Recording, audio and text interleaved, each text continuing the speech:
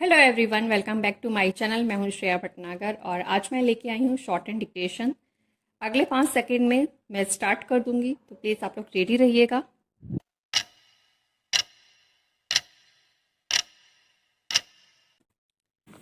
आज का टॉपिक है सहमति या असहमति।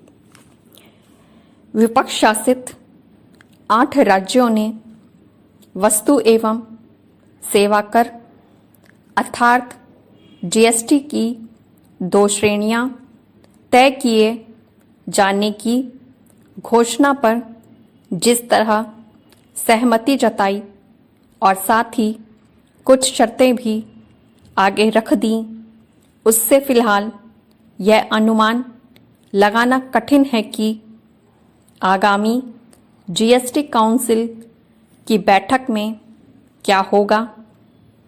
इन राज्यों की ओर से कांग्रेस के महासचिव जयराम रमेश ने जीएसटी की 2 श्रेणियां करने पर कांग्रेस एवं अन्य विपक्षी दलों द्वारा शासित राज्यों की ओर से अपनी 3 मांगें रखी हैं। अच्छा होता कि इस संदर्भ में संबंधित राज्य जीएसटी काउंसिल की बैठक में अपनी बात रखते।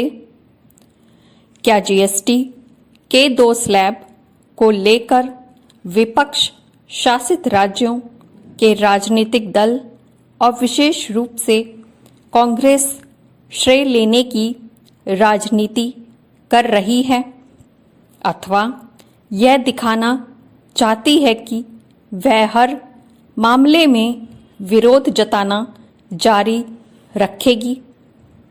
कहना कठिन है कि क्या पंजाब, केरल, पश्चिम बंगाल, झारखंड आदि राज्यों ने जीएसटी के मामले में कांग्रेस को अपना प्रतिनिधित्व सौंप दिया है।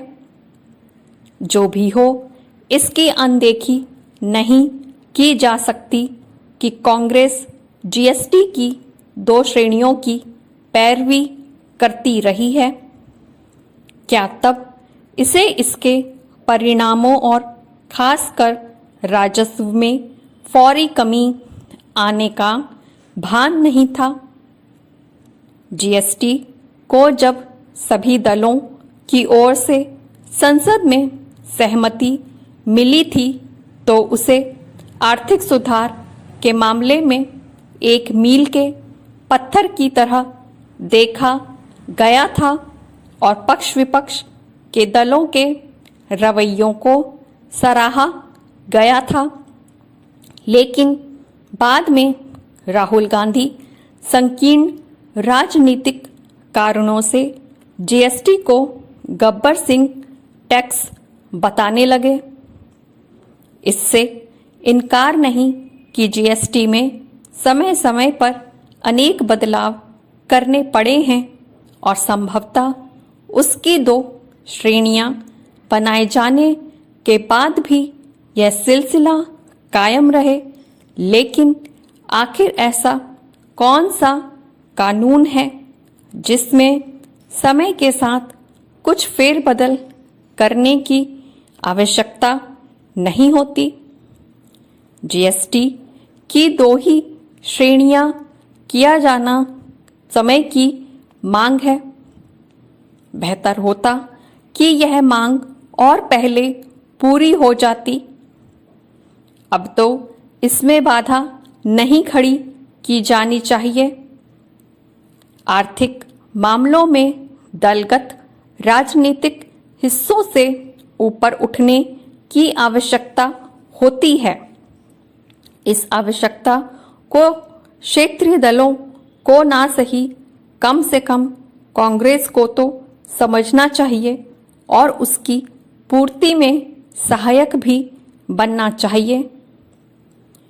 निश्चित रूप से सभी राज्यों को जीएसटी में सुधार के मामले में अपने सुझाव देने और अपनी आशंका व्यक्त करने का अधिकार है, लेकिन इसके नाम पर अड़ंगा लगाने का काम नहीं किया जाना चाहिए, तब तो बिल्कुल भी नहीं किया जाना चाहिए जब जीएसटी सुधारों से राष्ट्रीय हितों का संधान हो रहा हो और आम आदमी के साथ साथ उद्योग जगत को भी लाभ मिलने की उम्मीद है।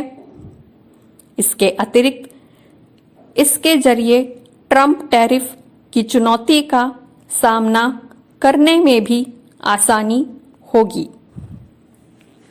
ये थी मेरी आज की डिक्टेशन। उम्मीद करती हूँ आज आप लोग को लिखते बना होगा, शब्द आपको क्लियर लगे होंगे, आपको समझ में आ रही होगी मेरी शॉर्ट हैंड। अगर समझ में आ रही है आपके लिए, मतलब मेरे वीडियोस जो हैं वो यूज़फुल हैं, तो प्लीज़ इनको ज़्यादा से ज़्यादा लाइक करिए, शेयर कीजिए और चैनल को सब्सक्राइब कीजिए। चैनल पे यूं ही बने रहिए। मिलते हैं जल्दी एक नई डिक्टेशन के साथ। तब तक के लिए bye bye, take care, thank you.